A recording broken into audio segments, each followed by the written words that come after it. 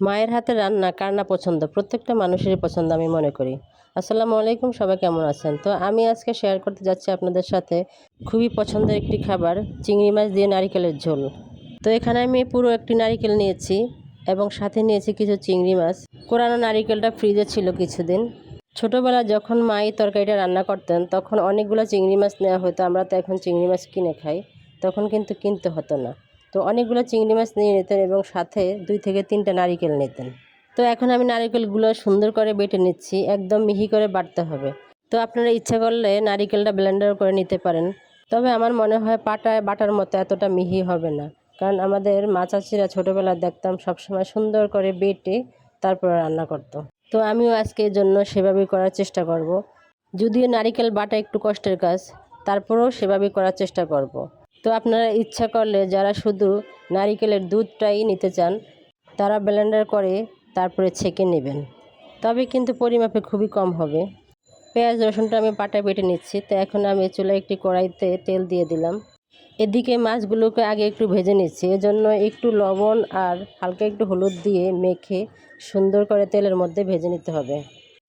এখন আমি গরম তেলের মধ্যে মাছগুলো দিয়ে দিলাম। তো এই পর্যন্ত যারা রেসিপিটা কন্টিনিউ করেছেন প্লিজ একটা লাইক দিয়ে সাথে থাকুন। আপনার একটা লাইকের মাধ্যমে আমার রেসিপিটা অনেকেই দেখার সুযোগ পাবে। তো এখন একটু হালকা ভাজা ভাজা হয়ে আসছে, আমি এখন লাল মরিচের গুঁড়ো দিয়ে দিচ্ছি। তো একটু লাল লাল করে নিচ্ছি মাছগুলো। তো এখন মাছগুলো একেবারে ভাজা শেষ, এখন আমি একটা প্লেটে তুলে নিচ্ছি। এখন আমি ওই মাছ ভাজার কড়াইতে আবার একটু তেল দিয়ে দিলাম। তো দিয়ে দিলাম পেঁয়াজ বাটা এবং সাথে দিয়ে দিলাম রসুন বাটা। এগুলো একটু হালকা করে তেলের উপরে নেড়ে চেড়ে এখন দিয়ে দিলাম হলুদের গুঁড়ো। আমার মা যেভাবে অল্প অল্প উপকরণ দিয়ে রান্না করতো সেভাবে আমি রান্নাটা ট্রাই করছি। তো এখন দিয়ে দিচ্ছি লাল মরিচের গুঁড়ো। জানি না এই খাবারগুলো কেন এত মুখে লেগে থাকতো, এত অল্প অল্প উপকরণ দিয়ে রান্না করতো। এখন আমি একটু লবণ দিয়ে দিচ্ছি, তারপরে দিয়ে দিলাম নারিকেল বাটাটা। মা এখন বৃদ্ধ হয়ে যাওয়াতে রান্নার আর সৌভাগ্য হয় না। মায়ের হাতে রান্নাগুলো একদম হুবহু করার চেষ্টা করি।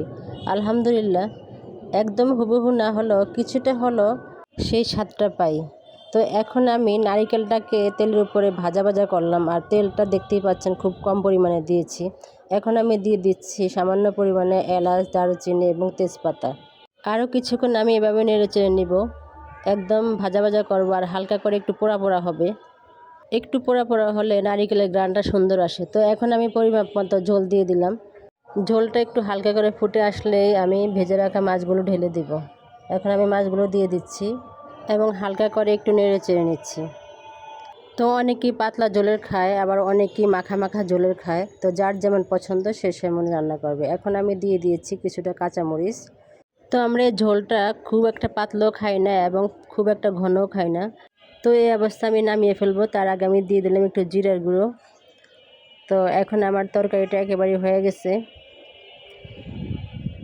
তো আমি একটু পরেই নামিয়ে ফেলবো। দেখতে পাচ্ছেন আলহামদুলিল্লাহ কালারটা কত সুন্দর আসছে।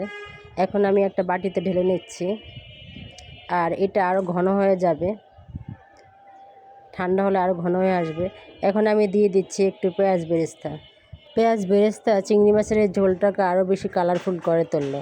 তো আপনাদের কাছে রেসিপিটি কেমন লেগেছে যদি ভালো লাগে প্লিজ কমেন্টের মাধ্যমে জানাবেন এবং সাবস্ক্রাইব করে পাশে থাকবেন। ইনশাল্লাহ আমি আপনাদের পাশে থাকার চেষ্টা করব। আল্লাহ হাফেজ।